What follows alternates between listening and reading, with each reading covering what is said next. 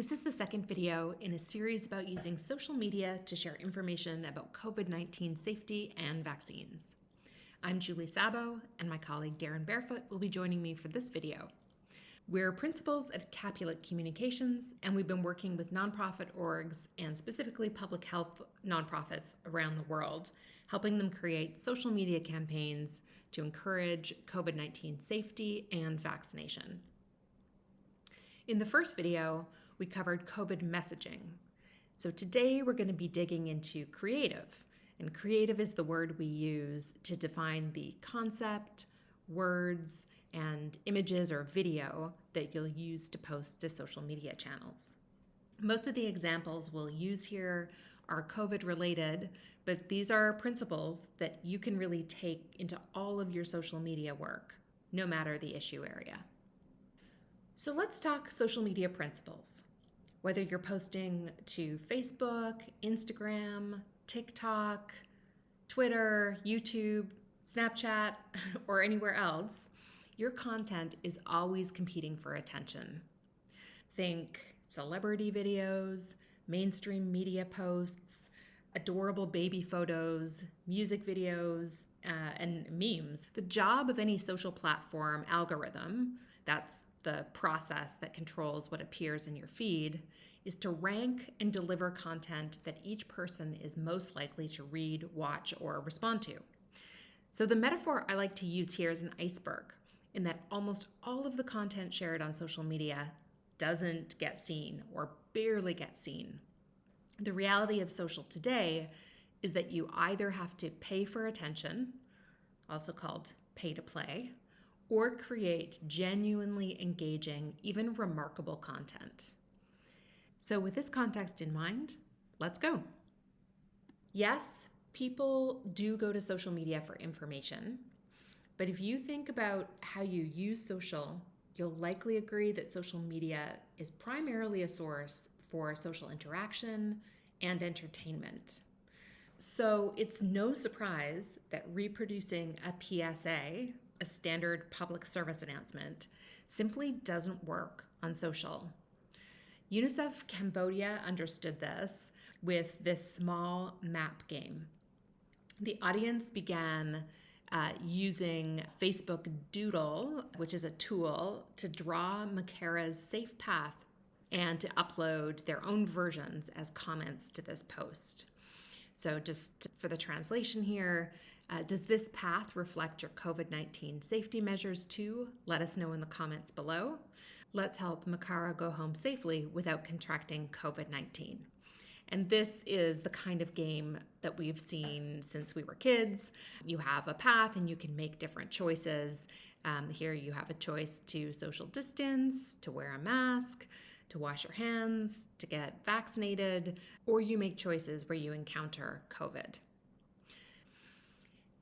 On the topic of gamification, this is an example from Malaria No More India.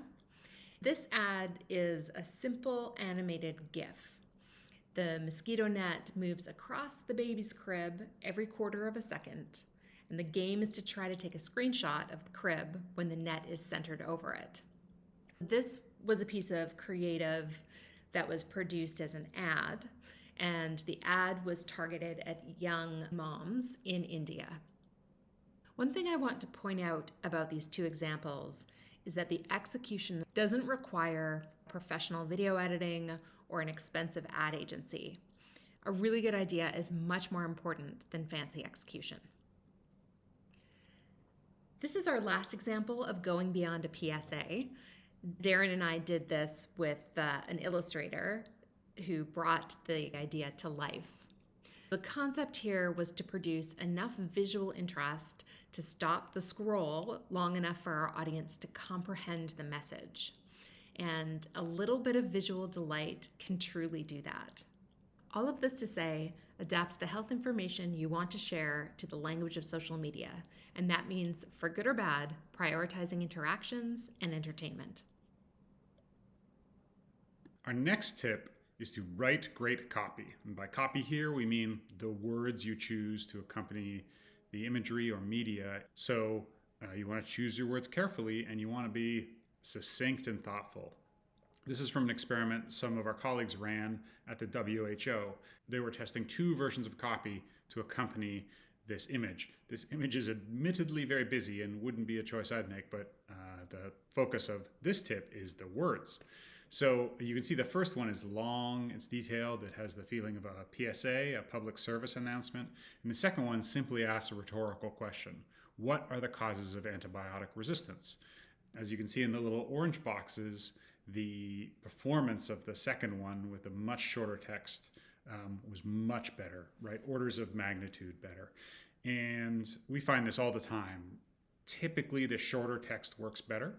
And actually, this illustrates a bonus tip I can give you, that asking rhetorical questions, no matter how simple or how dumb they seem, will actually increase engagement with your posts and ads.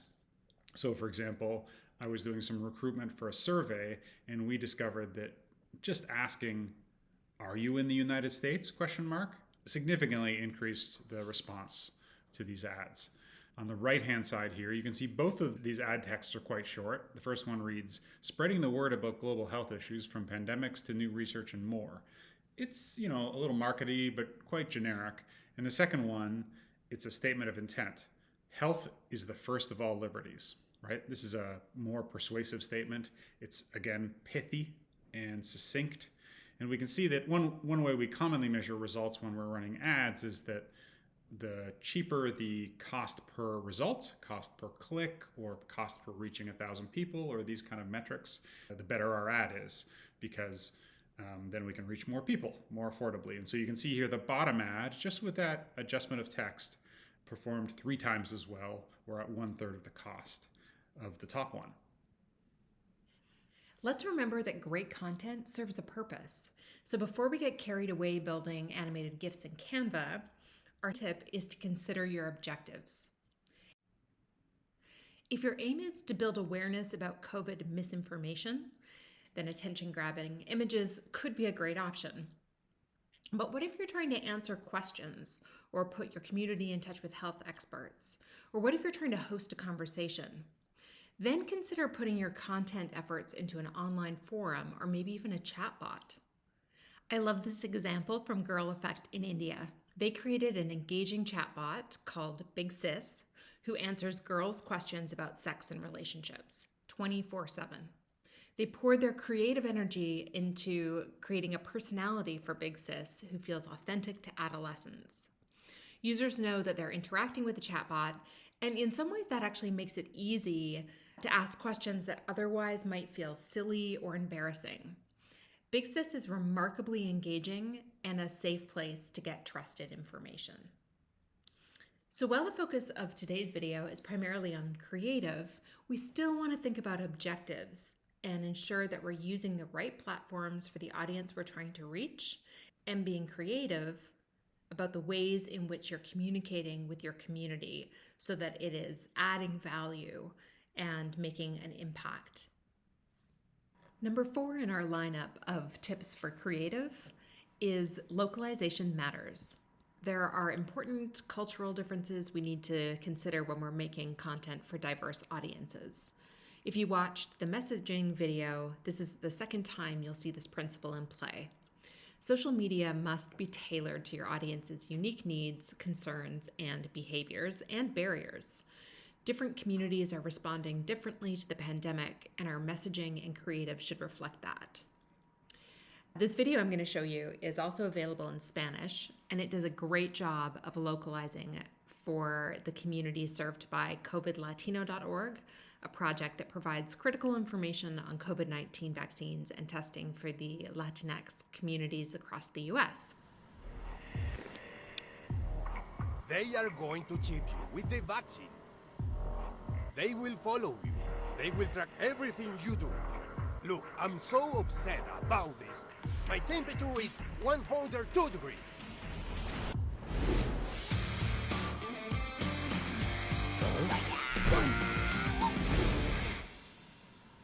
Oh, Tio Rico. There are no chips in the vaccine. Stop spreading false information on social media. If our community doesn't take the vaccine, then the virus will bounce from body to body, creating new mutations, which may become resistant to the vaccines. That's why everybody needs to take the vaccine. It trains your immune system to fight the virus. The vaccine contains something that looks like part of the virus, but is not the virus itself. Our bodies learn to recognize it and learn how to fight it.